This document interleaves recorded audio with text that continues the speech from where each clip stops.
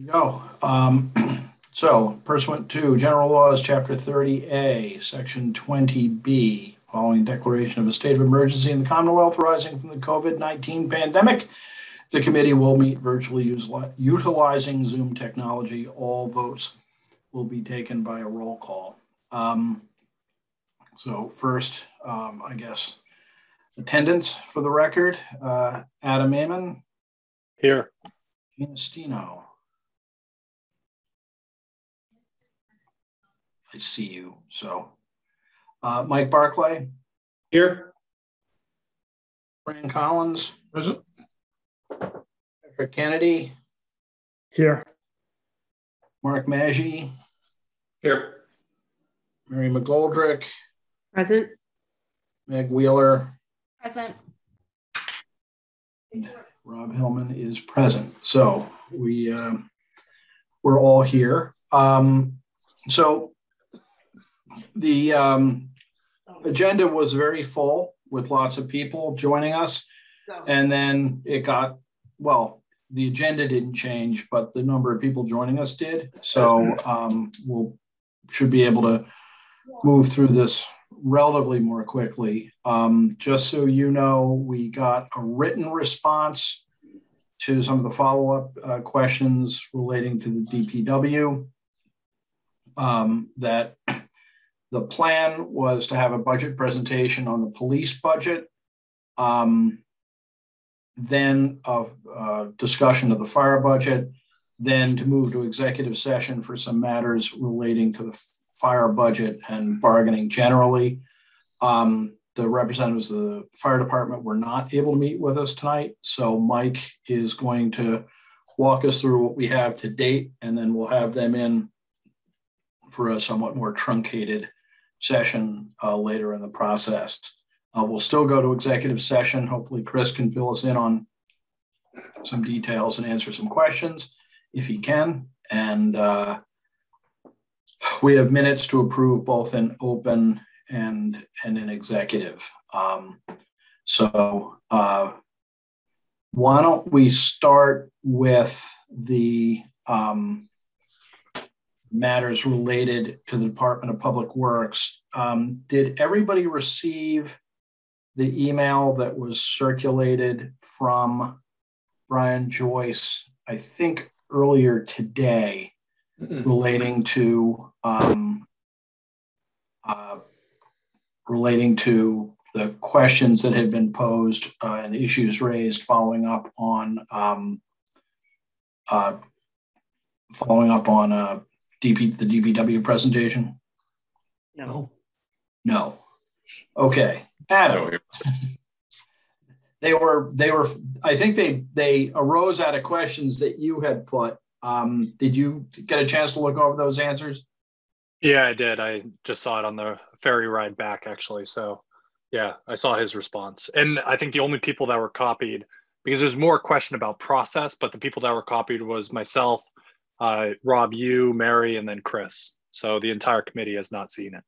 Okay. Oh, I can forward it to the entire group just so everybody has the same information. I think that makes sense, but I don't think that spending time trying to read things on the fly, analyze them, and come up with responsive comments makes a whole lot of sense. Just in terms of use of our time. If anyone does want to address it, I'm certainly, it's an agenda item and we could hear it. But I think probably we should postpone that discussion, and possibly the department could join us, or we can have a little bit more time to digest the remarks that were forwarded. I think we received them at 4:45. So I appreciate getting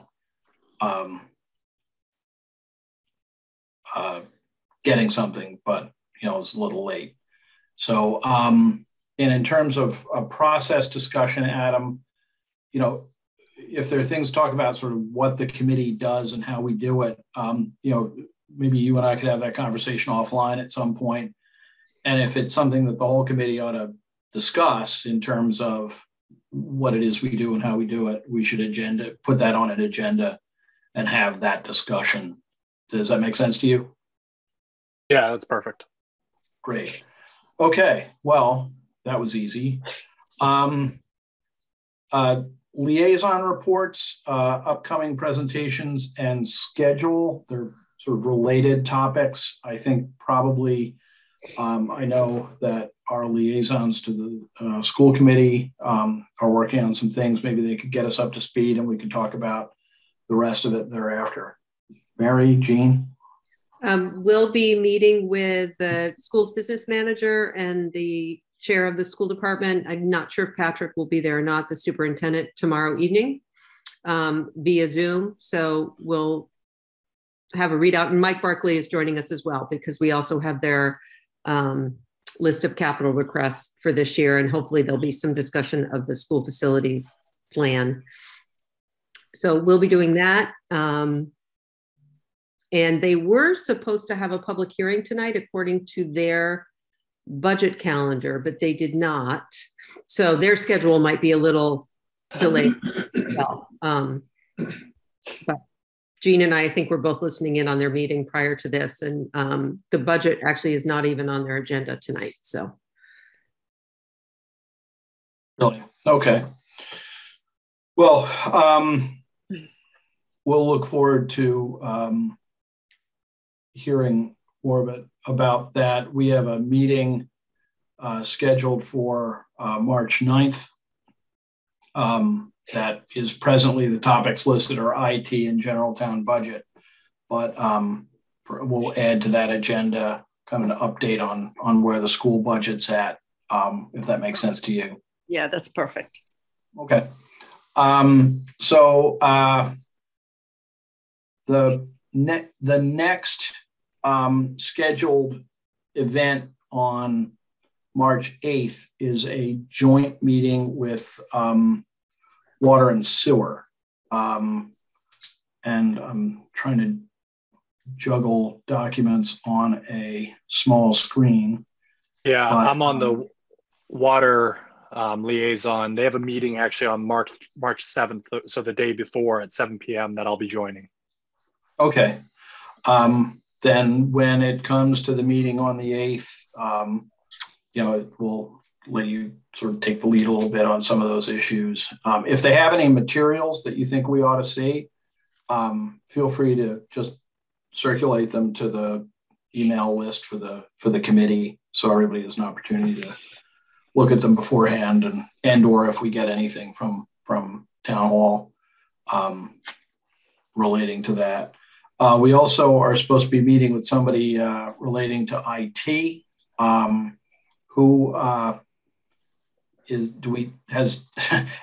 Does somebody in the IT department know that?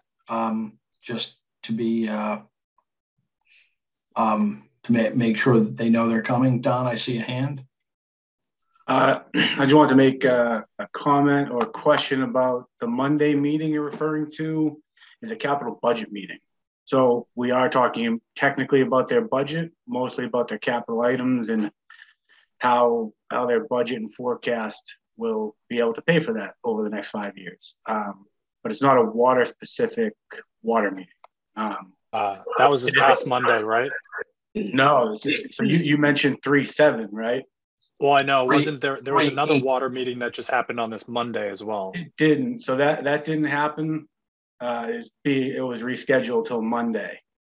So there's a water meeting tomorrow for them to finalize one last thing on their budget, their indirect costs. But I'll be able to provide you all with their proposed budget by Friday.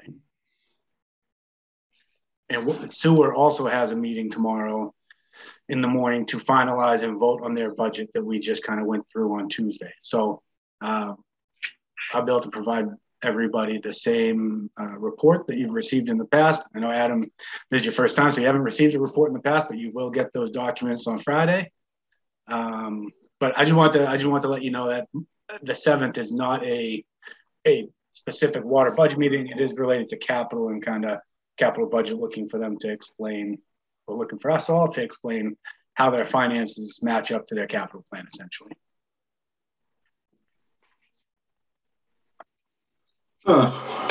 Then should we include in our agenda on the 9th, the day following the joint meeting with capital budget, just having them come in to discuss their water and sewer, to come in and discuss their budget items in the regular operating budget or their operating budgets? Isn't that the purpose of the joint meeting on Tuesday? Well, I thought it was. Am I mistaking something that there was a, I thought you were talking about a meeting relating to capital expenditure. Monday. So Monday is capital budget. Okay. Monday the 7th is capital budget. There we go. And they wanted the water commission to come in because their budget is very capital intensive, and they wanted to make sure that their plan over the next 5 years will fund that capital plan. So then Tuesday they'll be ready for the joint meeting, as will sewer. Got it. Okay. I'm now. Rob, you guys can have a separate meeting after that too. I just wanted to, it's 3 nights in a row of water. I didn't know if that made sense to have one more night. But no. We'll deal with it on the 8th, and if we need to do anything further, we'll schedule it. So we have a meeting on the 8th, and then again on the 9th. So that's I'll have to keep that. Just for the record, I'm not going to be able to be at the meeting on the 8th. Mary, go ahead. So the meeting on the 8th is, I'm assuming that the select board is hosting that meeting. Yes, it's a joint meeting, but so it would be good for us. I'm not sure where they are on the agenda, but I'm assuming Tracy will send us that information. I assume so. Okay. I would assume that as well. Yeah, and we'll have to make sure that we post, which really has to be posted very soon. So we'll just make sure we do that. Okay, so in terms of the meeting on, that's the 8th, and our kind of regular meeting on the 9th, we're scheduled to talk about IT, to which we don't have a separate liaison as such, but they usually come in very well prepared. Don, can you ask them to get us something beforehand, just kind of a preview of what they're going to come and talk about? Yeah, I'll put together that 1-pager for all of IT, and then Ron might have some other budget presentation materials as well. So I'll touch base with them. Yeah. In terms of the general budget, what are you looking to review? It's very vague.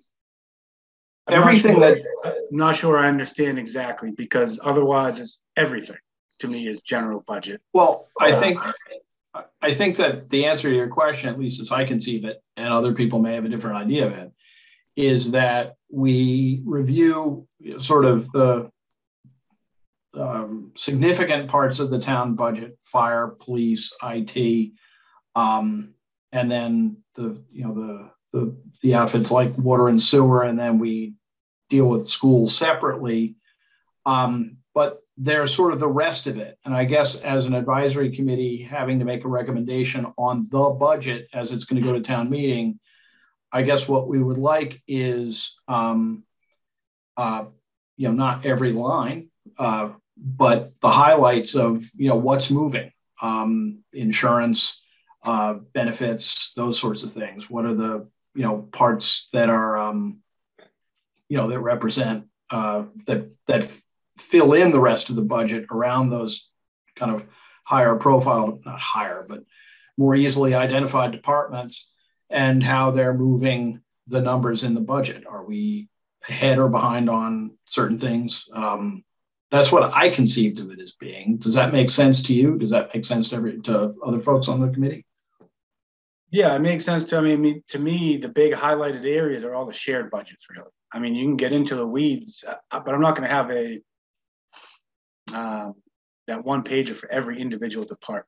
So I don't think we expect that. Let me come up. Let me think of what I can send. I can send the whole budget detail for all departments. You can look at that and ask questions. We can go through, the big items like health insurance and pension, things like that. Again, I just don't want to waste my time gathering various data that you might not need, but I also want to provide you everything that you want. So budget details is no problem. I can just run a report and send you for all departments. I just want to make sure we have a good discussion with good information. So any guidance or information specific you'd like, just would be good to know. Well, let me get some input. I see Patrick's hand is up. I see Mike's and then Mary. Yeah, Don, I'm interested in major year-to-year discrepancies or differences, new headcount items. If there's new headcount in a department, what's the budget impact of that, and why was there new headcount? Or if it's just a shifting of headcount from among shared services or other departments, that's fine, but we just need an explanation. And then major capital items. So for like IT, I would expect that our IT department's looking at cybersecurity in light of that being just a really big issue in the world, especially in the last week. So I would expect and hope that we're making major, capital review of cybersecurity protections. So I mean, that things like that. Come with IT for sure. IT will have, you'll have all their next 3 years of capital requests. I was just more thinking of the general budget items, which that makes sense. The major items, any headcount, shifted capital or shifted headcount. And then just any other major changes between departments. Like for instance, my department, for the most part, it's like a 2% change. So I don't think you'd want to get into the weeds on that. But so, okay. I think I know what you're looking for then. I'll send everything, all the line items, and then I can get into deeper explanations on any of the changes. Okay, it was Mike and then Mary. Yeah, I agree with Patrick. Just major changes in the budget year to year.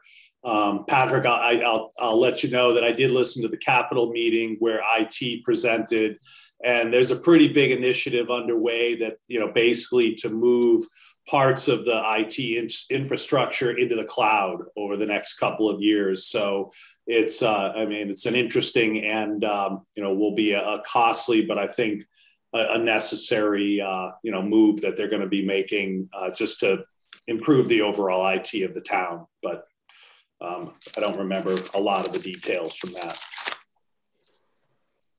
Yeah, and definitely Ron could get into the weeds on that. We did our 22 budget was increased quite a bit, if I remember, if it was FY22 or 21, to target cybersecurity. I know that was some of the stuff that he was working on. But again, I can get you a list of capital for the next 3 years, and he'll be able to get into a deep dive on everything that he's looking for. Yeah, I also saw that presentation, so it was a good preview. I think, Mary, you had your hand up as well. What they said. Got it. Okay. So, Don, does that give you, something that isn't going to chew up a ton of your time, but can get us absolutely information? It might have came out wrong. I don't mind the time. I just want to make sure what I'm preparing is going to be helpful to all of you. So that was very helpful. Thank you. No, please. I appreciate the question because we don't want to waste your time. There's plenty to do. But okay. So that gets us through. Are there any other liaison matters or upcoming meeting matters that anybody has? Yeah, Rob, I would just say for the fire budget to have the fire chiefs on, they said they were open both the 9th and the 16th. If the 9th works, I may have to travel for work on the 16th, so I'm not sure I'll be able to be present. Not that if the chiefs are here, that needs to be the case, but they said they were flexible for both those nights to attend. So whatever you all think is best. Good. Okay. Thanks. I'll I'll loop back and we'll see if we can get it on for the 9th, if we can. So anything further? All right. So that brings us to the police department budget presentation. I see the chief is on, at least I see his name. If he wants to come on, and Chris, if you want to give him screen sharing privileges, if he has documents that we ought to see.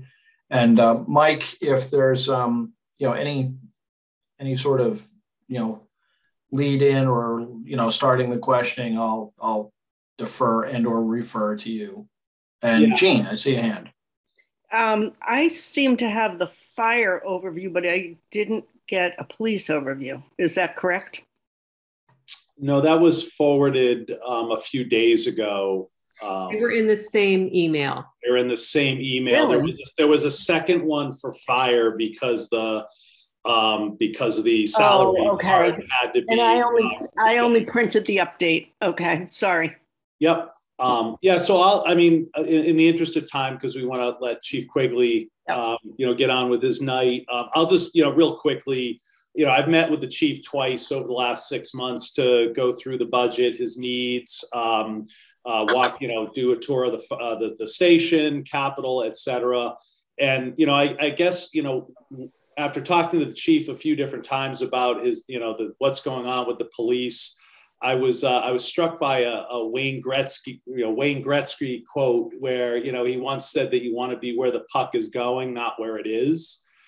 And, the nature of what the police are dealing with today, whether it's emotional issues or even, crimes related to cryptocurrency, the world is changing and it's changing at a pretty fast pace and they have to keep up with it. And they don't really have, they can't not deal with things. The other thing is that there's some, changing regulations. And in particular, I think you're all aware of the fact that the seasonal officers are not going to be available this year for the first time. And that has some repercussions throughout the budget that, I think it was 12 seasonal officers and there's a lot of makeup that, they did that has to be factored into this. And, then I'll just, point out that when you go through some of the individual line items of the expenses, you see things like it's pointed out in point D here, the ammunition.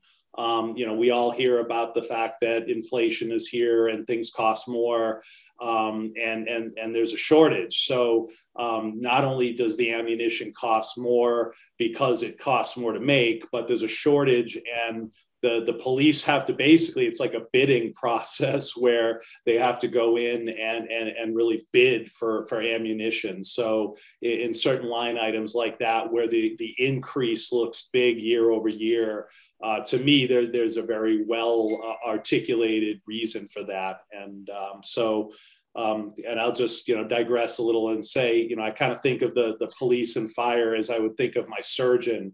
I want them to be well trained and have the best equipment possible. So with that, I'll turn it over to Chief Quigley. Hey, good evening, everyone. Can you see my screen? I think yes. You can. Okay, cool.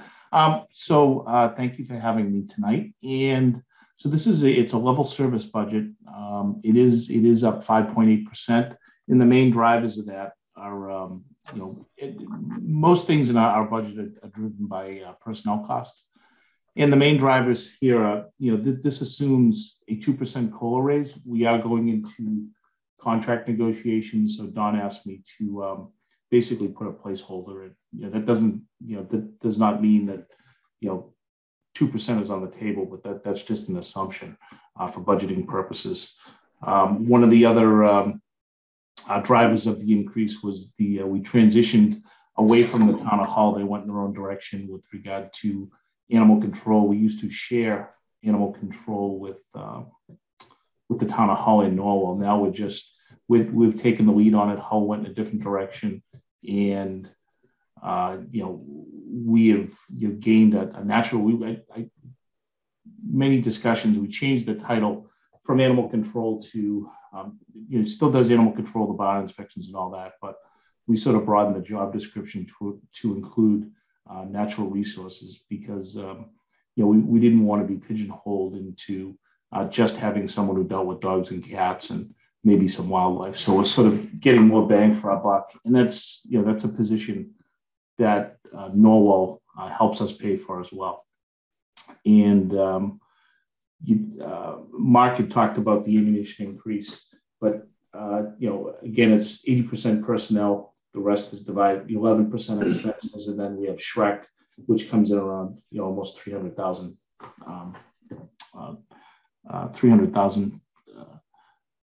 $350,000 this year, I think it was. But are there any questions now, or I can continue? All right. Go ahead. Oh, I thought I heard someone. No, it was me just saying, go ahead. Oh, thank you. Sorry. One of the age-old issue has been overtime. Overtime is always high, and in the files I found this article from the Cohasset Mariner from February 6, 1986, and this is Chief Keeley, who was here during that time. He was leading the department, and this is math. We're running a police department. We have a 4-2 schedule. And in order to fill out that schedule and abide by the collective bargaining contract, we have 3 officers on each shift. And to fill out that schedule, you need 18 officers on the line. 18 officers on the line to fill out that schedule effectively. Right now, we're operating with 13 and a half officers. We have 19 total FTEs, but 13.5 of them are working the line, working, in a marked police car on the road. We have 2 detectives, a prosecutor who works half-time. He splits his time between the court and the department, so he's the half. The SRO, he's assigned to the schools, and the administrative lieutenant, the executive officer, he does not count in manning. So we're trying to fill out 18 positions that we need to fill out that 4-2 schedule with 13 and a half people. So that's driving the overtime. We're looking towards some hopefully available grant funding this coming year. Unfortunately, the federal grant, the funding schedule doesn't line up with our fiscal year. So it's very hard the grants haven't been announced yet. They're usually announced in late June after our budget is set, and they're awarded sometime around October, second or third week in October. So I've had discussions with Chris Senior and Don Pyatt, and that's something we're really going to look at. Trying to seek some federal money to fill out the schedule. But again, we're at a level service budget. There is an increase, but it's these are baked in increases. There's not a lot of leeway, and that's the gist of it.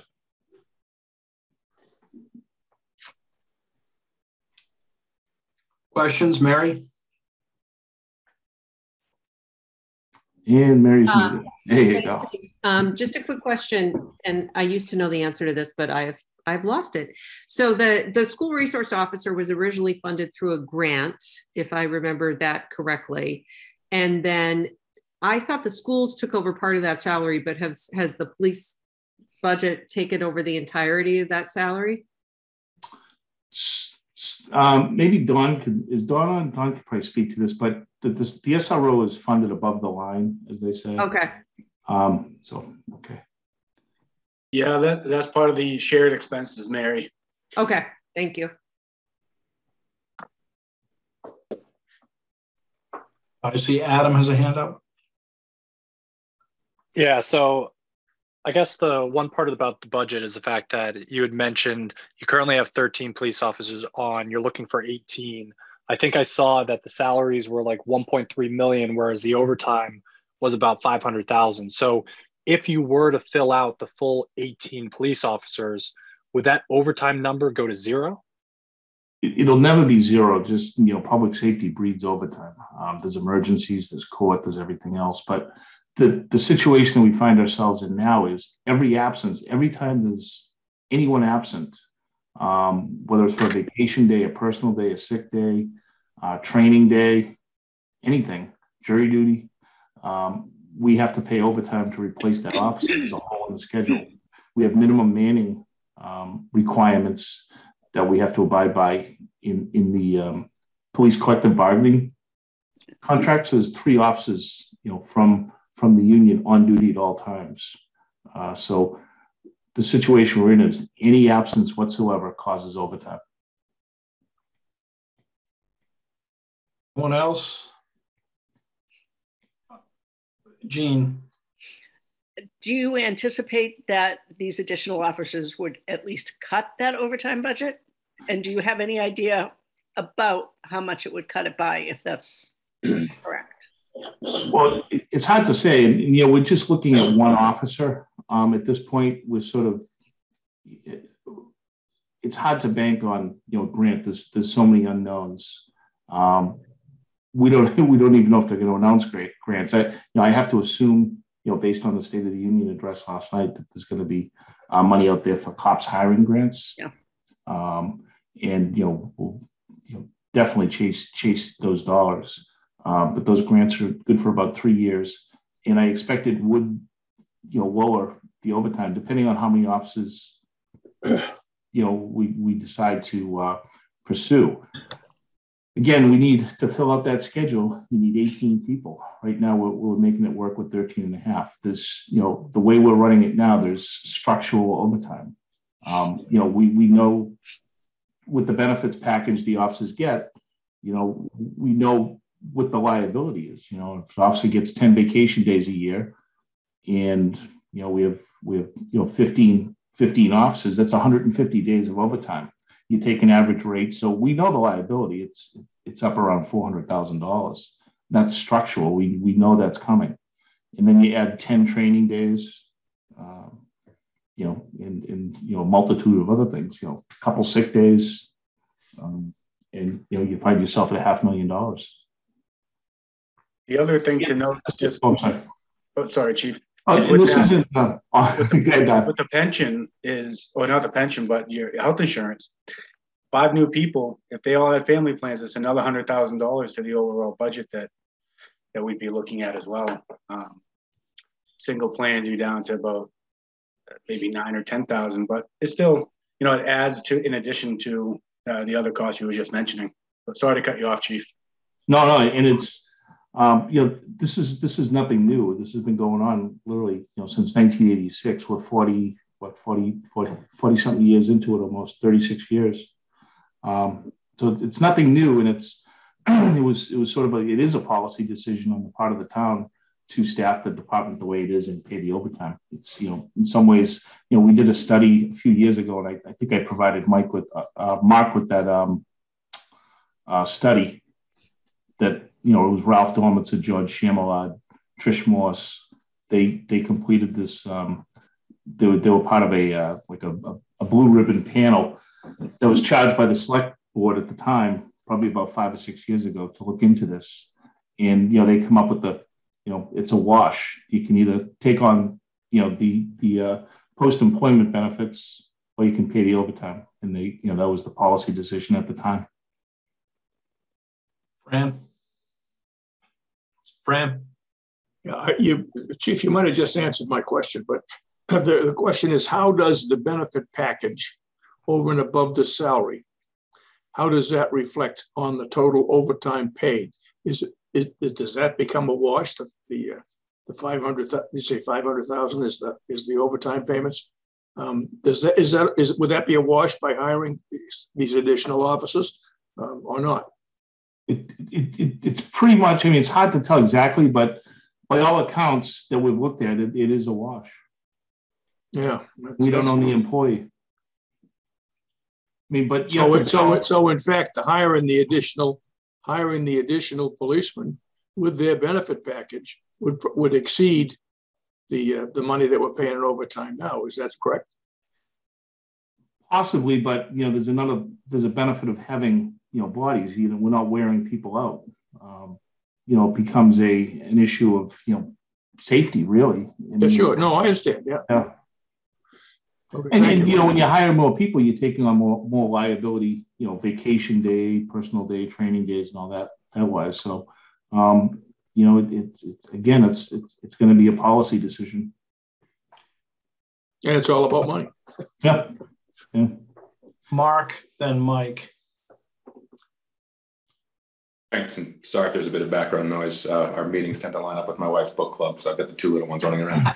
How does overtime and its impact on an officer's salary impact the future liability in terms of their pension and what's paid there? No impact. It's the pension is based off base salary. Yeah. Yes. Okay. Overtime isn't. Or it wasn't impacting our future liability after the officers were gone. Understood. Thanks. It's a good question. Mike, your hand is up. Yeah, I was just going to reiterate the point that the chief made is that, while the overtime is sort of a variable cost, it comes at the expense of burnout and things like that for the officers. And I'd be happy to work with the chief and Chris or Don just to maybe try to come up with some numbers around, hiring one FTE, what's kind of the all-in cost there. So maybe we can have some perspective of relative to the overtime cost, what the FTE, the cost per FTE would be if indeed officers were added to the force. And that's one of the, the natural resource officer. That's why I didn't want to have a narrow job description, just animal control with natural resources.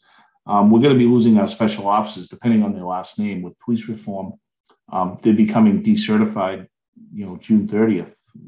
We're going to lose most of those officers. So these are the folks that take care of the bridge, the beach, the tagging, and all that. And the natural resource officer, we've crafted that in such a way where he can, issue parking tickets at Sandy Beach and take care of some of the issues we're having on the spur trails. Wampatuck State Park, these places have become wildly popular with COVID. They've sort of just been discovered in the last couple of years. We have numerous calls in Wampatuck, the reservoir, Government Island is just a constant with kid problems. So he's going to help out with that, and he's a lot less expensive than a full-time patrol officer. And Norwell's paying a portion of his salary. And Noel has different needs than us. He has there's over 110 barns in Norwell, like legitimate barns that have to be inspected. So the bulk of his work in Norwell is off season. They don't have a ton of summer issues like we do. So it's a good partnership. Okay. I don't have anybody in particular order.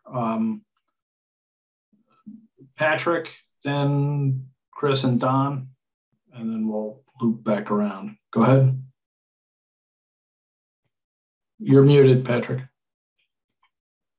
You're muted. There we go. Nope. There we go. Sorry about that. There we are. Yeah, Chief Quigley, the reduction in seasonal officers, you mentioned police reform and them losing certification. Was that through a state of Massachusetts law that was passed and signed by the governor that results in towns like ours not being able to take on the additional seasonal retired police staffing that help out so much during the summer? I just want to make sure I understand this issue. Yeah, so before police reform, which became law last January, there were two standards of training.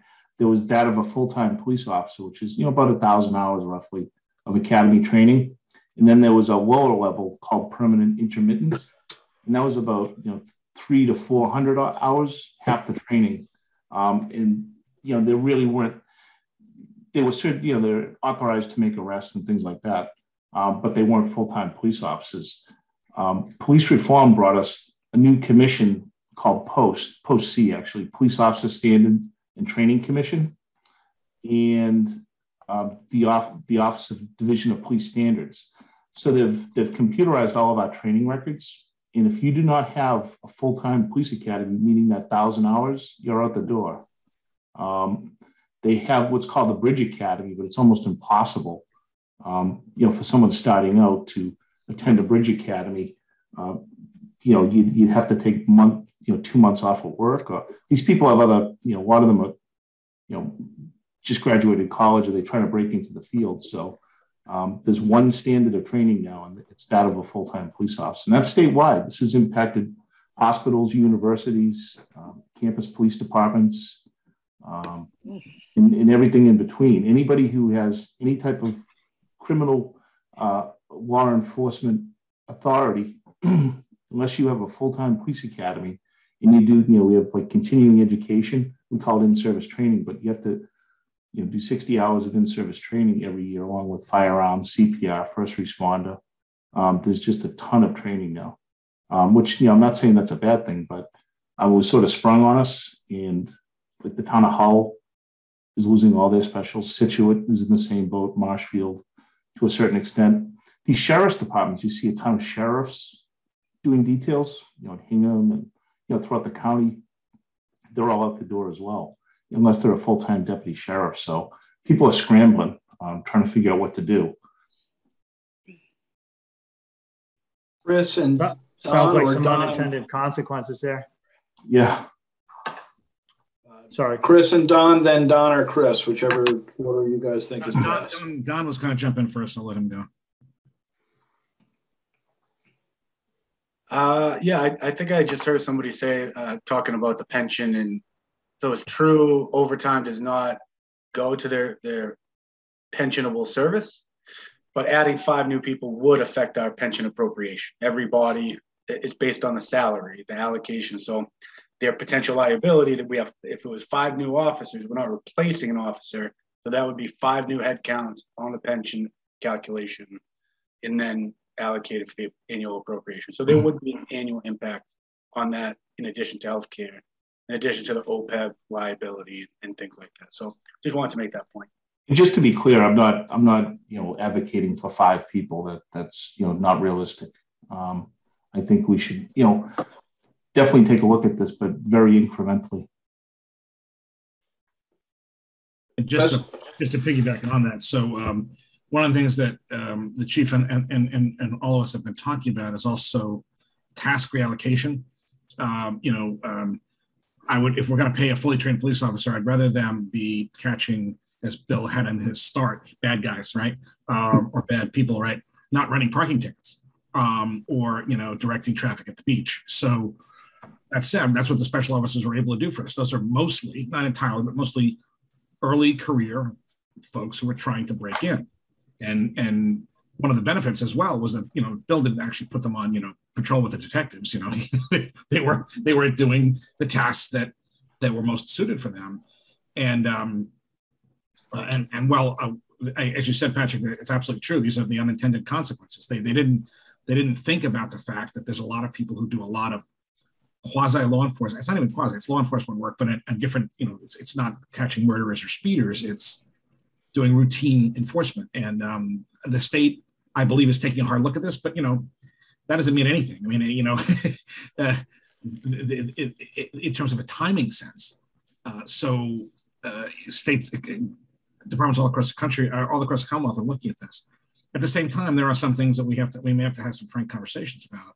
We have a great little department, and it's little, it's small, but it does great work. And if we're going to maintain those core functions, which we should, we're going to have to find ways to do some of this other work, because they still have to be done. People still need to, we still have to write parking tickets. We still need to deal with the beach. There still need to be the details, right? And the state law has not come around on some of those things. Like, does every detail need a police officer? Well, I mean, that's a question for some other forum. That said, right now they do. And if we don't have them, then we don't have work being done. And Bill's done a really good job of recruiting retirees. I've already met several who think that they'd rather do a detail here than in Weymouth or Quincy. So that's great. That said, there are only so many of those. And they don't want to do regular patrols or plug stuff in. They've already done that. So as Bill did point out, what we did with the fire several years ago is we upped the staff, and that directly went after overtime. The fire operates on a different kind of concept, the way they work. So adding more bodies literally did impact overtime. That said, we've not been able to get to 24 except for brief periods of time. That said, we were able to win a FEMA grant, shockingly enough, a FEMA SAFE grant, and we were able to hire 2 new officers. I think we seriously, that's the first thing I want to make sure we do when this grant comes. I want to have a big conversation with the board, and we don't think this will come out until like the summer or fall, Bill, I think probably the next announcement. And then we need to be preparing now so we have the best grant application we can. And we'll go out there and we'll try to seek some officers. Then we'll be able to build them into the budget over time. Because it's a bigger place. It's a busier place. Bill points out people are doing more outdoorsy stuff than they were before. And we got to make sure we can meet keep the community safe and meet demands at the same time, recognizing that, we have a fairly constrained budget and revenue stream. Mary? Yeah, so just circling back, it seems like there's obviously 2 tracks we can go on this year that you've put out there, Chief. Mike, I would be really interested if we could, and Dawn, look at some numbers to see if there's any way to quantify how much overtime could possibly be lowered if you added another police officer. I think that would be valuable information and that would help us make a decision. Yeah, I'd be happy to work on that. And Dawn, right. I mean, when you start thinking about pension and paying out in future years, things like that, the math might get a little tricky, but we could try to put something together. And, but a dollar of overtime that we pay today is worth a lot more than a dollar of pension that we pay 20 years from now. So we actually don't. The nice thing, we don't pay the pensions 20 years from now. The Norfolk County does. Okay. Well, even better then. That said, I'm convinced that adding another officer makes sense. That said, we can't do a 15% budget increase. So that's just not possible. So we have to figure out a way to do it. And I think we can. I think, and we only have to fund a portion of the salary the first year, and then we do more the next year. And Don and I've already had some preliminary conversations. So the chief and we all, and any of you that, I guess Mike and other, we'd love to sit down and go through this, because it's something that even if we don't do it at town meeting, we're going to be funding it potentially in the fall, and we need to be prepared to do it.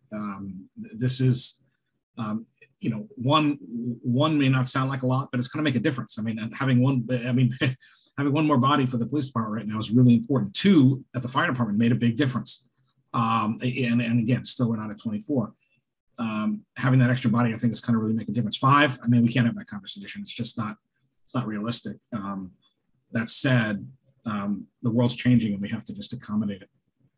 Yeah, so we'll make that an actionable item where, Chief, Chris, Don, and I will, can sit down and try to, put some numbers together for the committee. Thank you. Can I just ask one more question? Chief, are officers out there to hire? I would think we would be a desirable community in which to work, but I know in a lot of different sectors of the economy, it's very difficult to find people. Yeah, it's really competitive right now. Truth be told, we did have trouble. They just held a civil service exam, okay. And I think I have one resident on the list. Only one person was interested in becoming a police officer. And that there's a lot of things that drive that. I think there's going to be a lot of poaching going on because if these colleges, due to police reform, really being a college police officer has really changed. And some of them have that post-certification that we're looking for, and we may be able to poach trained officers from some of the universities and colleges in the area, so there'll be savings there. Thank you. Rob, do you want me to quickly just touch on capital for the police as well? I think so. Yeah, I know we'll talk about it again when we talk about capital, but it's always good to have the conversation while we have the department with us. Yeah, I mean, there's really, as far as I know, listening in on the capital meeting a couple weeks ago, whenever it was, there were two items that the chief was requesting. The first is a replacement base station radio, where the existing one is really end of life, and that's going to be for $13,960. And then the other is just cruiser replacement, which is just the normal cadence of replacing the cruisers over time. So I believe that's the only two items, Chief, that you're talking to capital about. Yeah, that's correct. It's the normal rotation for the cruiser replacement program, as we call it. So it's the standard, 2 cars. We did have to add in that radio because, as you know, we're part of Shrek now, and that radio is end of life. It's 22 years old now.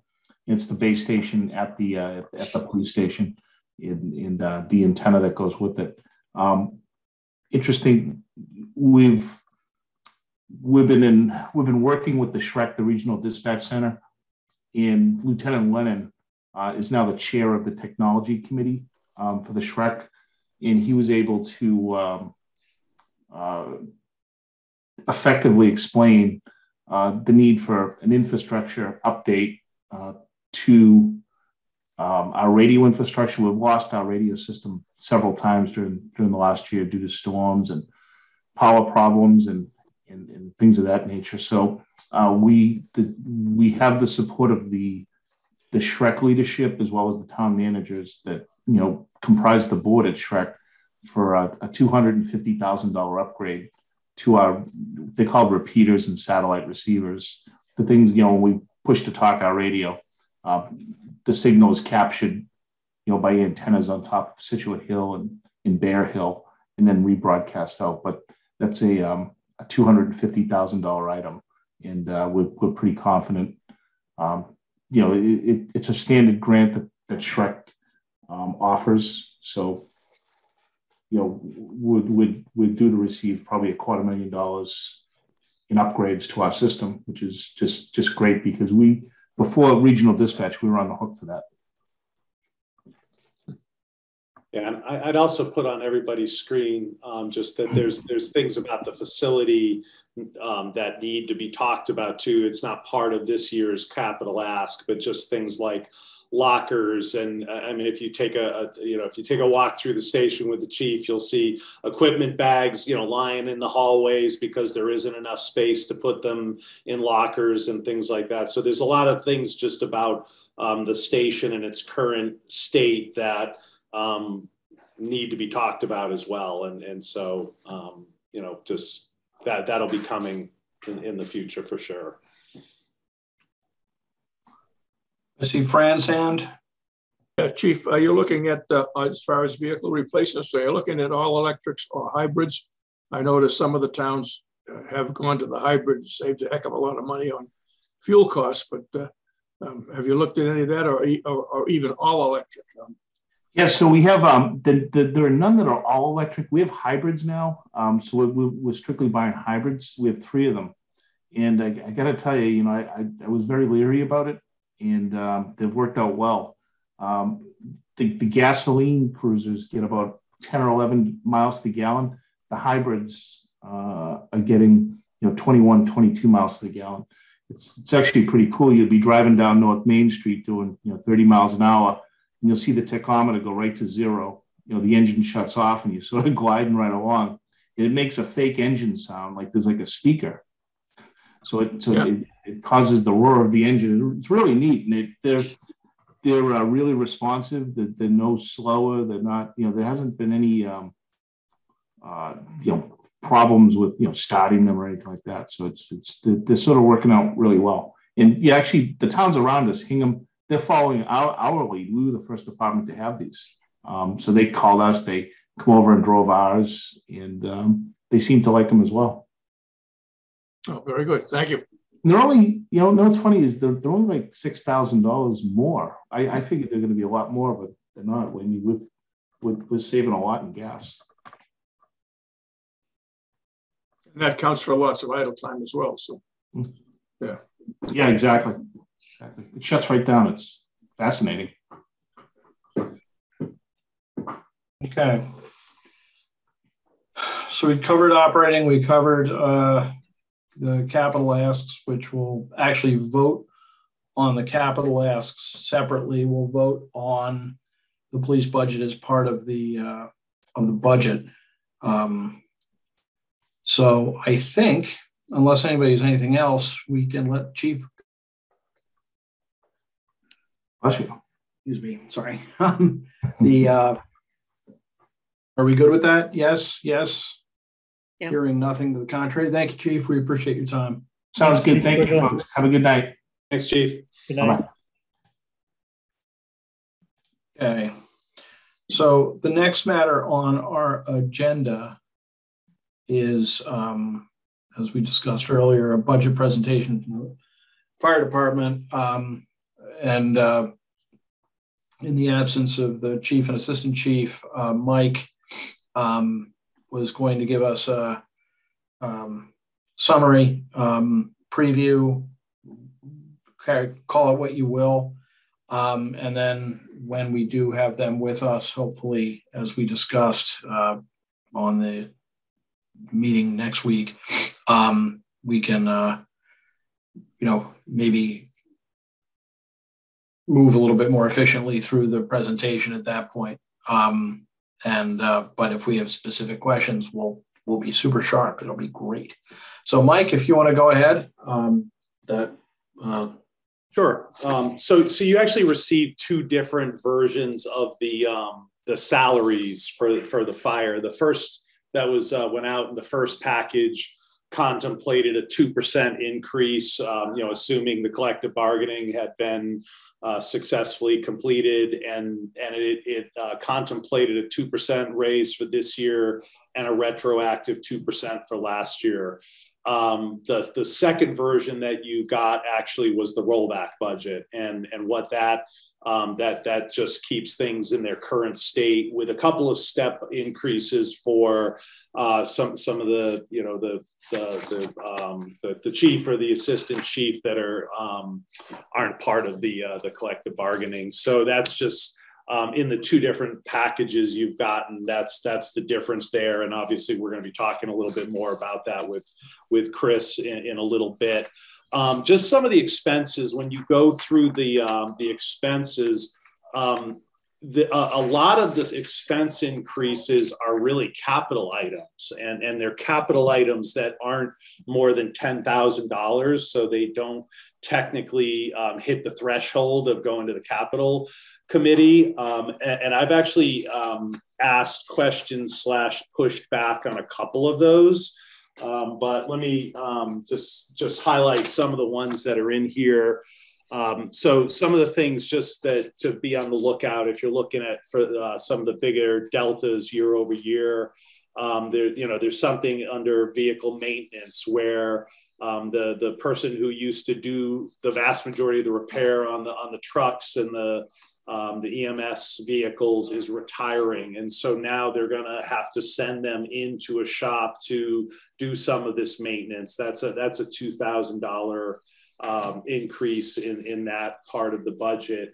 Again, there's a line item for contracted services where Comstar, who does the billing for the ambulance service, is because activity has increased.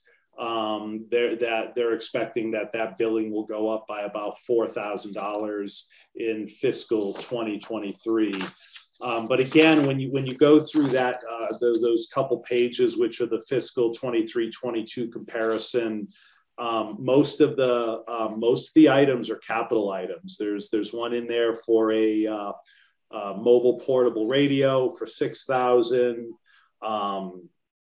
There's a $2,600 increase for replacement of firefighting gloves, which happens every so often, but they do need to get 26 pairs at $100 a pop, and that's in there too. And one of the things that's I asked for clarification on is around the PPE. So at the capital meeting, they had asked for 2 sets of PPP for the 2 new firefighters that have been, that are coming onto the force.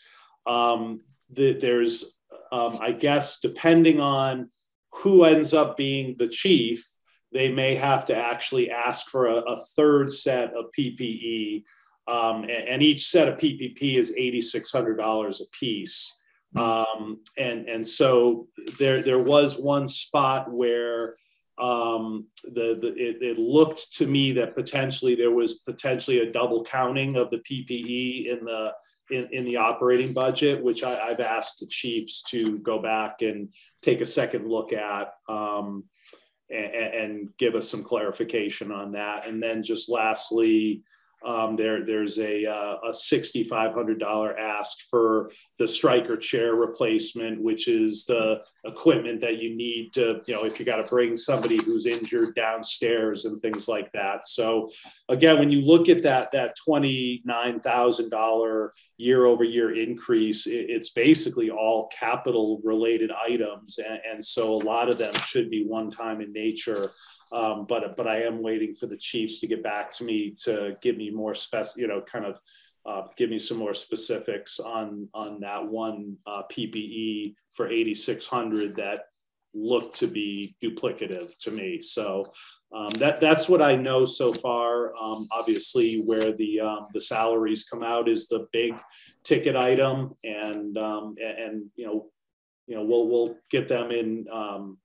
The chiefs on next week and to answer any other questions that we may have.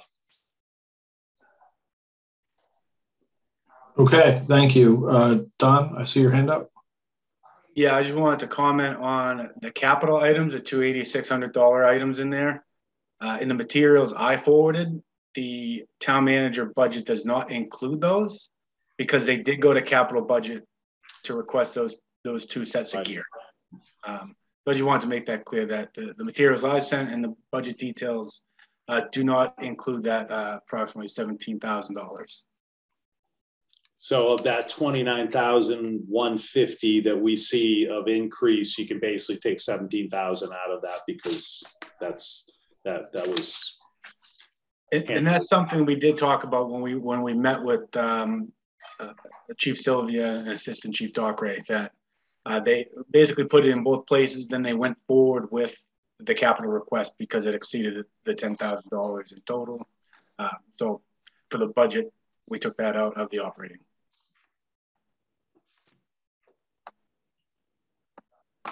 All right. Any other questions for Don or Mike? All right. Fran.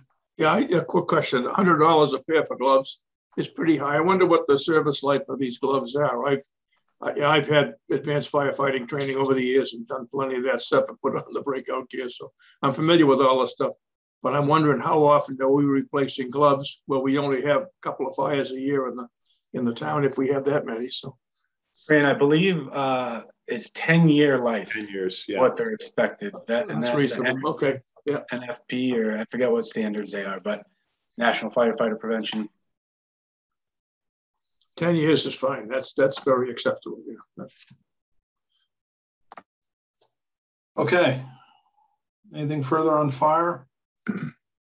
Capital. The capital for them is just those 2 PPEs for 17,000, give or take, and then they're also requesting from capital a cardiac monitor for $40,000. So basically, it's a piece of striker equipment that is a portable cardiac monitor. And the existing one is at end of life, and basically Stryker, the company that manufactures the cardiac monitor, is not supplying replacement parts to the monitor or servicing it anymore. And so that's another capital item that the fire department has requested for about just over $40,000.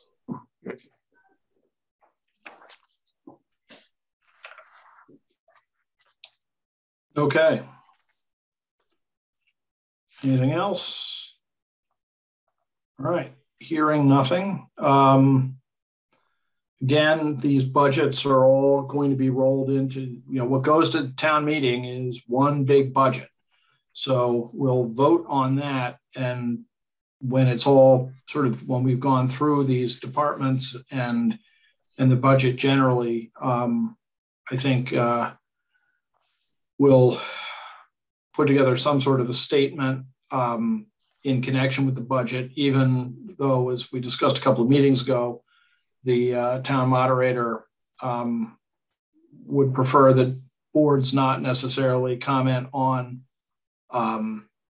warrant articles as a matter of course. It seems to me that the budget is the single biggest thing that we do, and that a few words about it make sense. And if when we get to the end of it, there are some let's reserve and see if there's anything that needs to be said other than, good job, let's vote this. But so that's just procedurally where we go with this. So there's no need to vote on either of the public safety presentations at this point.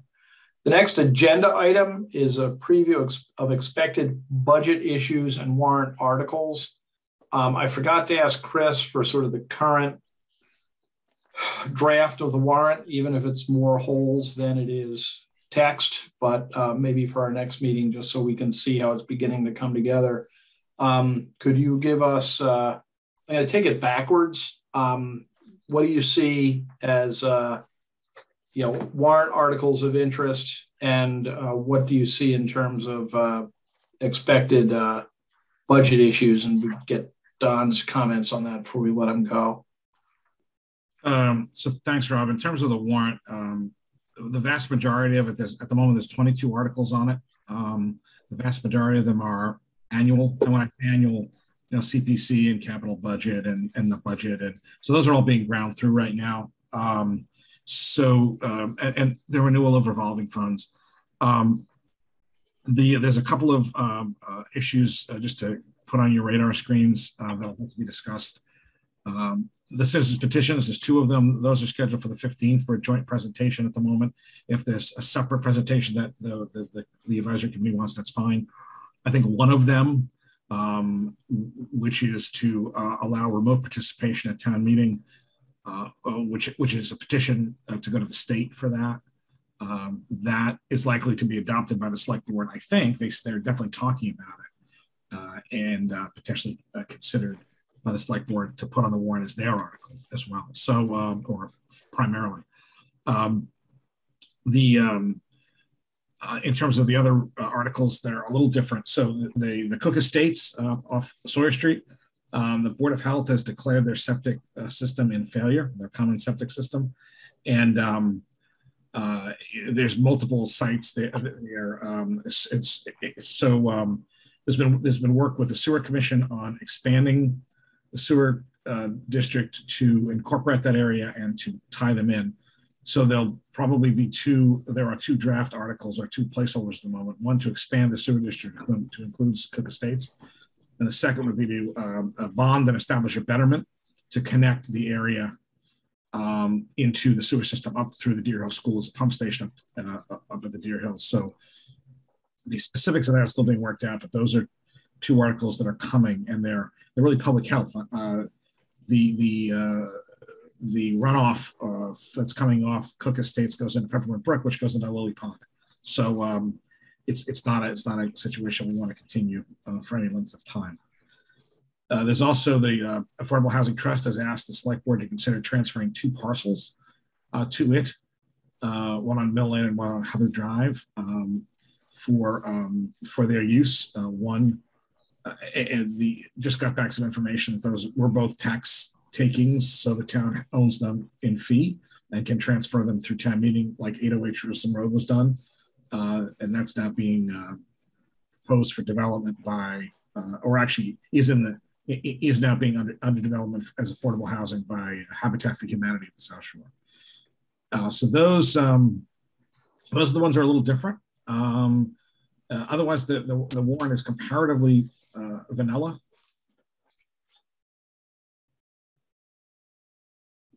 I'm like moving in and out a little bit. I hope you can see me okay. I can see you fine. Fran had a question. Why don't you, and so did Mike. You want to just jump in now?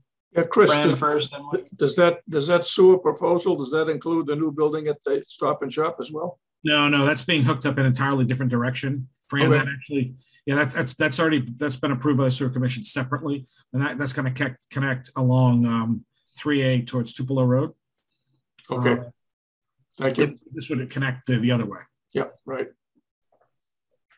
And Mike, and then Gene. Yeah, I was just going to ask about CPC, Chris. The articles there. If I actually did listen to the CPC meeting the other night, and it sounds like they're pushing back town hall to the special town meeting. I guess they want to bring on a contract manager, and so I guess they're not going to bring it to town meeting. That's what it sounded like from the CPC meeting. So let me actually explain that one. Actually, thank you. That's another one that's on the warrant. So what the Town Hall Building Committee wants to do, and the Select Board has said so far that they're comfortable with, is going through something called the construction manager at risk process, which is a little different than the design bid build. That was historically only done for really big projects, but it's being used for smaller projects like the Town Hall proposed project, because it controls cost better. It brings someone on board early to basically be the town's bidder and manager of the project. There is a project manager which oversees the whole operation, but this would effectively bring on what amounts to a general contractor person-ish, and allows them to really be tight right up front in terms of bidding and squeezing every dollar out early. I think you would be well served by having a presentation from the Town Hall Building Committee to explain that in more detail than I just did. And there was $750,000 allocated, if you recall, in special, set aside for future use. The recommendation is going to be to take $200,000 out of that allocation. That's free cash that was set aside to pay for this. It doesn't raise the cost of the project; it just accelerates it a little. And then the goal being a better control over any project costs upfront. Really being able to squeeze the cost out before bid and at bid. So that's what that's about. So the ask at town meeting will be for $200,000, but the big ask, Mike, would not come until the fall, and that's when all the rest of the finance would come together. Out of curiosity, Chris, does the change in timing for the big ask impact the ability if we wanted to issue debt to finance that? No, it shouldn't. I mean, we wouldn't issue. One of the challenges on a project like this, you don't want to issue debt too far ahead. I mean, it's tempting to do that, but you're not supposed to, right? And interest rates have been a little bit more, a little higher than they had been. They've been at these historic lows. So the project, if something was approved in the fall, it probably wouldn't start. It may not start until the spring, based on timing because of the winter, right? And there may be some demo work and stuff done, and then probably, we'd obviously have a structured plan for when we'd have to borrow, and Don would work on that and we'd look at that. Borrowing probably wouldn't start until that spring, and depending on what kind of availability of funding we have. And again, remember, the town can loan itself funds. So that's often what we do. If we get a borrowing authorization, we loan ourselves the money, and then we recoup it when the bonds are issued, which is always done before June 30th. And so I guess just how would that work? So if it's at the fall meeting, they get, they bring the big ask, and town meeting approves that.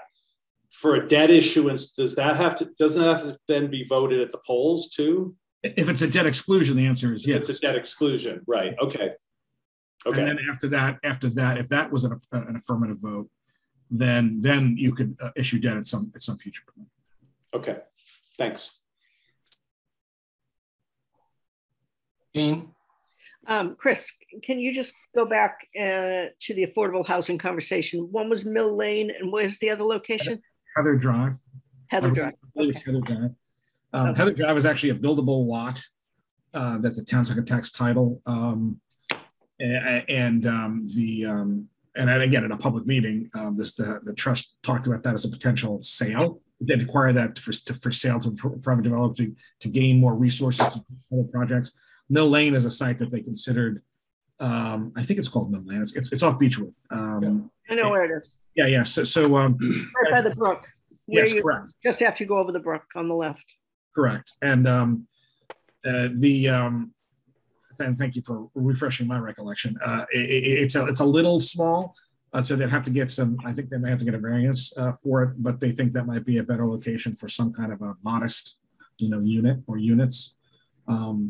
So there'll be more conversation about that, of course, in front of all of you. Thank you. All right. So that covers the expected warrant articles. Don, before we let you go, I think we've talked about when the budget issues are going to roll in, so I'm not sure it makes sense to kind of guesstimate about them now, but is there anything that occurs to you that we ought to be prepared for? No. So based on the forecast and the 3.05% increase that we've already kind of talked about previously, I've gotten all the town departments within that number. Schools we'll hear from soon. And I will leave it at that. And I think that's going to be, they've come in a lot higher than that. And I'm not sure where they're at this point.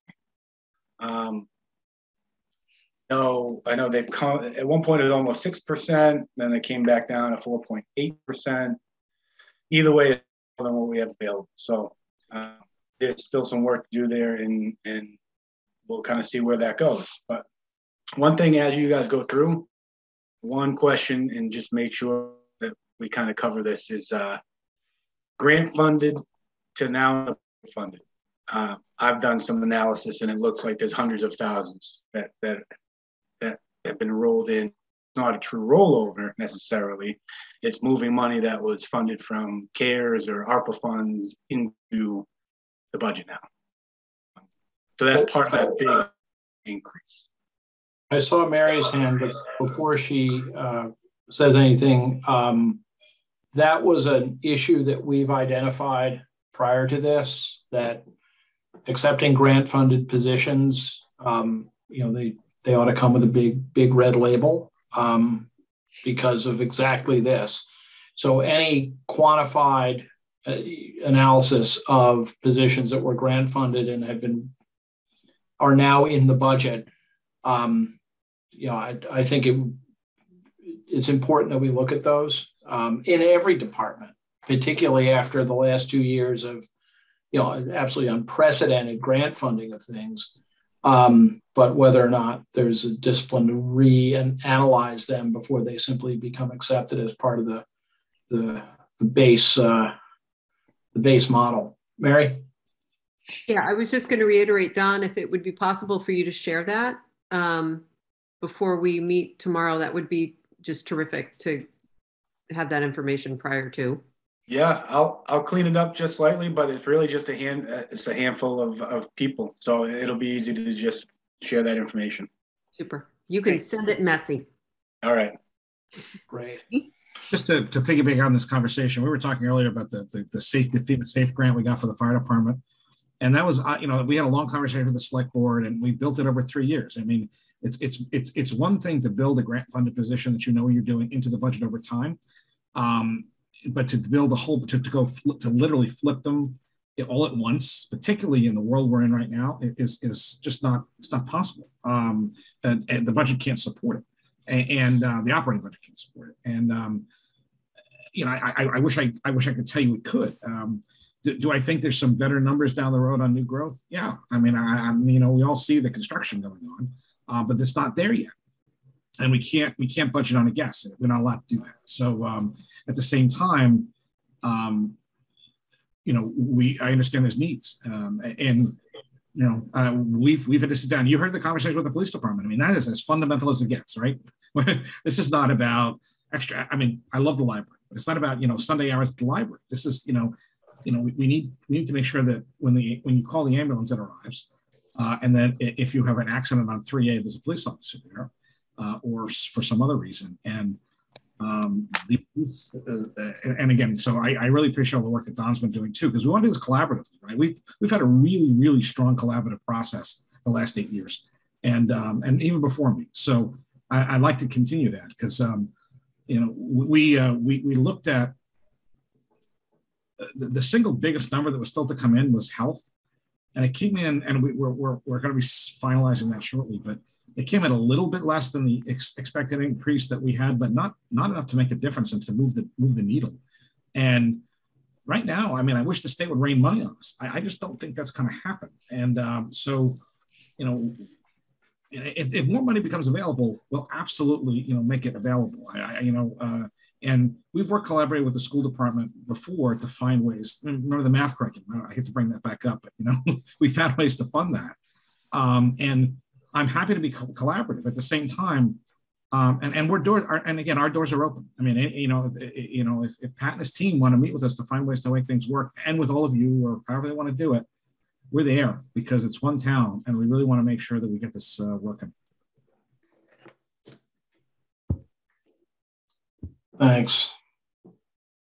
Anything further? With that, I think we can let Don go. Mary? Adam has his hand up. You just can't see it. Sorry. It's over the. Oh, I can't because of the tasteful wood door gets me every time. I'm sorry, Adam. Go ahead. Yeah, so I guess this is more of a broad question and not knowing how you guys are projecting growth. But one of the biggest things that has occurred over the last year and a half during the pandemic has been the price appreciation of the houses. And I imagine there's a lot of value that is within the appreciation of those houses that's not being recognized by the town, specifically from an appraisal and an assessor standpoint. How is that being considered? And is there a process that the town goes through to make sure that value is appropriately quantified? That's a really good question. And again, I'll let Don answer if he'd like. I will just start by saying that while I wish the appreciated value in people's homes was something we could capture, it is not. All it does is change the relative share of the pie. New growth is based on literally new growth. If you tear your house down and build it again, and again, it's all the incremental change. If you put an extension on, the fact that your home that used to be valued at $700,000 is now valued at $1 million, just means that your potential share of the pie, the tax pie, has gone up. So that kind of value is not new growth. It is growth, but it's not capturable. All it does is just change the proportionate share of value. That said, why isn't it capturable? Because it's not. It's not. The law doesn't allow it.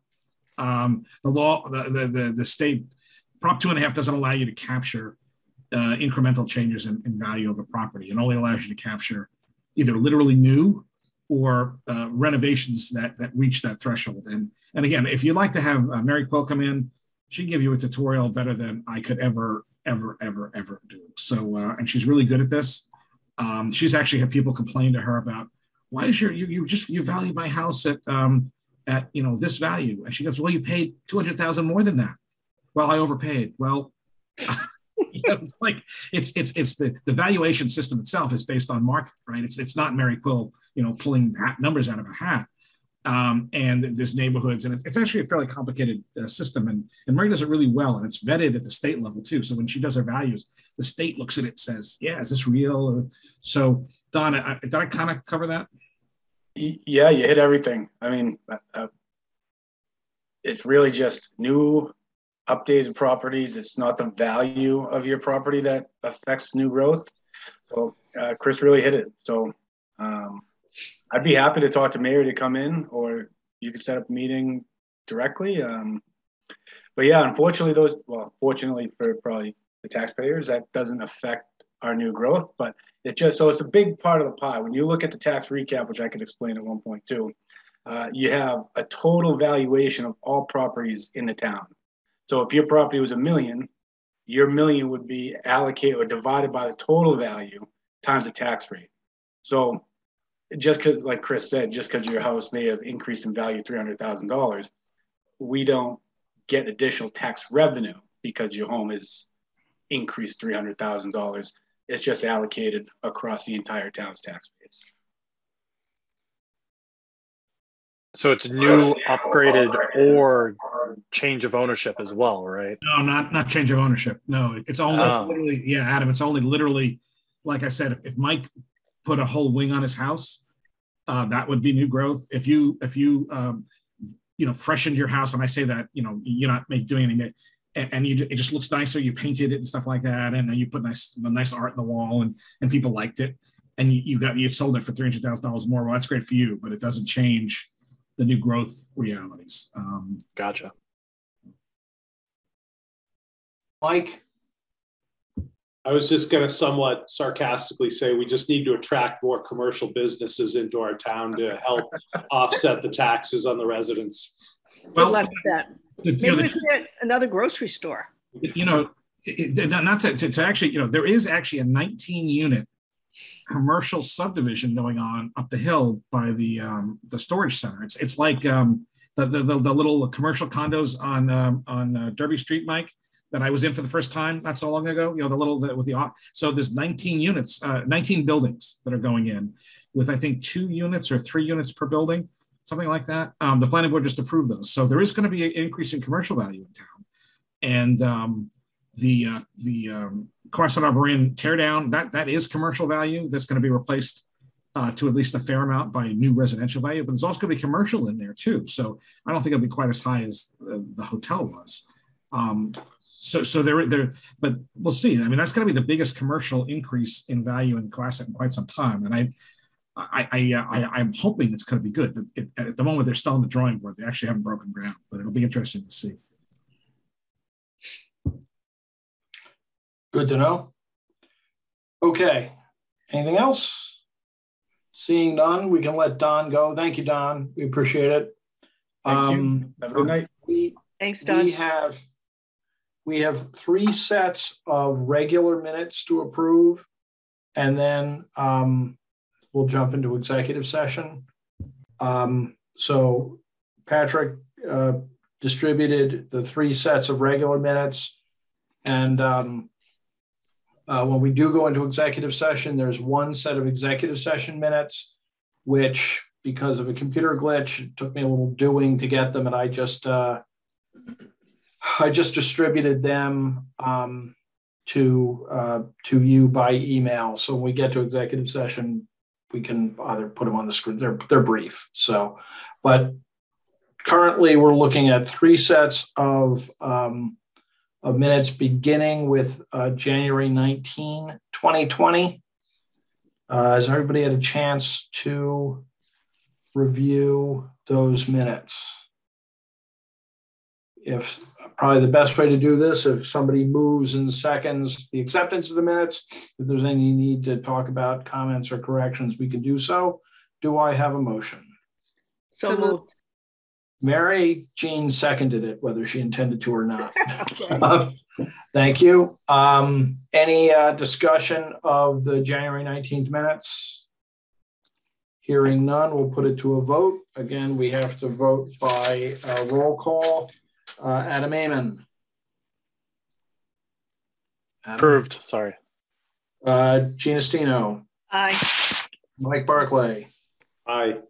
Fran Collins. I don't think I was at that meeting. Okay, then abstain. But you are in attendance. All right, then I. February 16th. January 19th. No, he's down as absent on those meetings. Yes. Mark, did I get you? Approved. Yep. Aye. Excellent. Mary McGoldrick. Aye. Meg Wheeler. Aye. Aye. The ayes having it. The minutes are Kennedy, aye. Oh, I'm sorry, Patrick. I jumped right over you. I apologize. Then Patrick, you send them to Tracy or somebody so that they get appropriately filed. Right. I gotta turn my attention to that because we're missing them on the website. I think there's a couple I sent her that haven't made it up there, so I need to connect on that. Patrick, just to clarify, send them to Beth. Beth, yeah, as a PDF, I know, yeah. Right. Yeah, they've got a whole naming protocol and stuff, but okay, let's turn our attention then to the minutes of February 2nd, 2022. Can I have a motion to approve those minutes? So moved. Mary, second. Was that Mike? Yeah. Mike. Okay, any comment, correction, update? Hearing none. We'll vote again. Roll call. Adam Amon.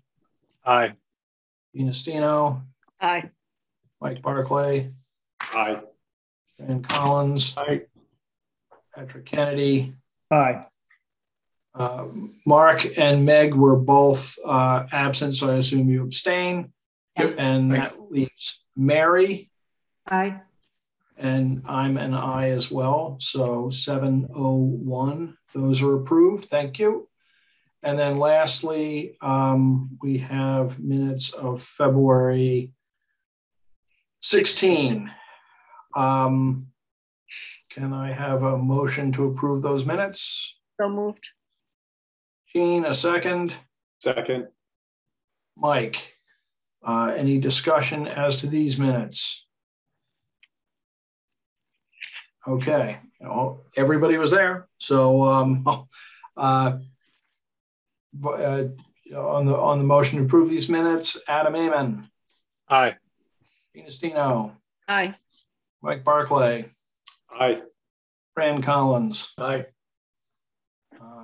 Patrick Kennedy. Mark Maggi. Aye. Mary McGoldrick. Aye. Meg Wheeler. Aye. And Rob Hillman, I'm an aye as well. So those minutes are approved. There were no topics reasonably anticipated, not reasonably anticipated within 48 hours of the meeting. So we will move to executive session and then. So Rob, just quickly. Go ahead. Excuse me. Yeah. Why don't, I think Megan are the liaisons for the town hall. It seems like it would be wise to have them come in and just give us the 20-minute version of why they're not going for the big nut, just so we sure. understand that. Is there a date on the calendar? I was thinking maybe the 16th, so they had a few weeks to kind of prepare, since that's just a general warrant article evening. It shouldn't be anything that's that complicated, but at least we could all get up to speed. I think that makes sense. I put it on the list of topics and I'll put it on the agenda. Okay, Meg, I'll reach out and I'll just CC you. Great, thank you. Does anyone else have any other agenda items? You can always feel free to email me with a proposed agenda item. Okay, so we don't do this very often, but I think what we need to do is vote to leave the public session. Then we need to vote to open executive session, and we're not going to come back to public session, but I have to read the incantation so we can do this. So pursuant to General Laws, Chapter 30A, Section 21A3, to go to executive discussion to discuss strategy with respect to collective bargaining with unions representing the town's bargaining units, if open meeting may have a detrimental effect on the bargaining position of the town of Cohasset, and the chair so declares, which I do, and to approve minutes from prior executive sessions and not to return to to open session. So I need a motion to go to executive session. I'll make a motion to move to executive session. Jean, a second? Second. Mike. So we will now vote to do that thing. So Adam Amon. Aye. Inestino. Aye. Mike Barclay. Aye.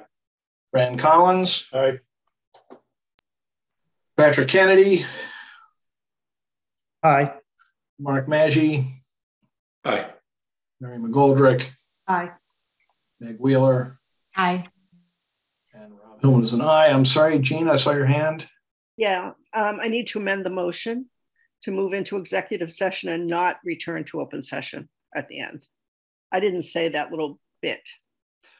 I thought it was clearly implied. Well, it was clear in what you read. I just wanted to make sure. Fair enough. I think there's a limit to the formalities of this. Does anyone have any issue with Jean's amendment? Then I will undertake, under the pains and penalties of the open meeting law, to declare it so. So we have successfully moved to adjourn the open meeting, not to return, and we will go to executive session.